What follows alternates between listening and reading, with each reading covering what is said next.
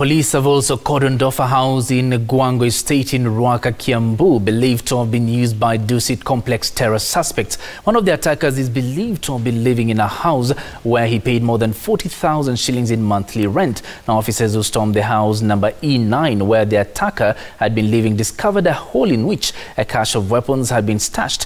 I'm now joined by our reporter Kimani Mbugua with the details on the progress in the search at the house. Kimani, if you can hear me, we understand that police arrived at the house very early in the morning, around 2-3 a.m. Are they still there, and what's the security situation like? Yes, they are still here in the scene of this stream of houses in this estate here in Guango.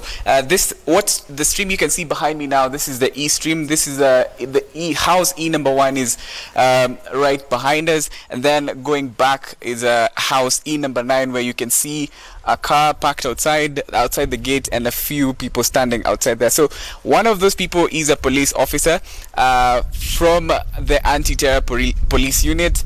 And they have been here. Most of them are still here, and only people who live within this estate are the ones who are being allowed to pass the point where I don't know, you can't see it now because they've removed it for those of the residents who are using cars, because they can't pass with the yellow tape.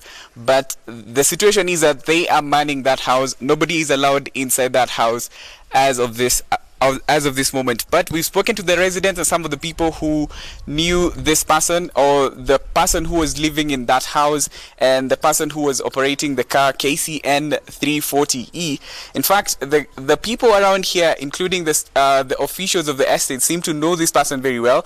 They say that he was a calm person. He wasn't exactly outgoing or friendly to all the neighbors, but he used to greet all the guards who were around here and those who man the security around this area.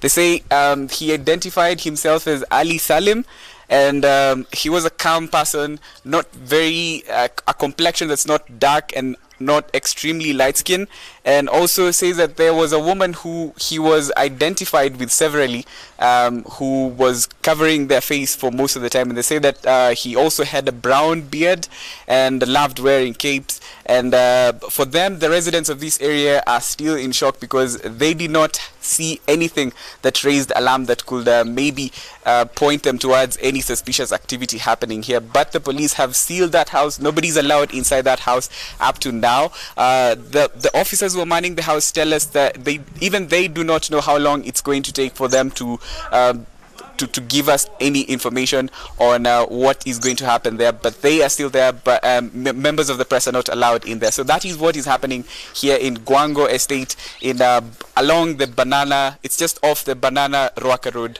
here in Kiambu County.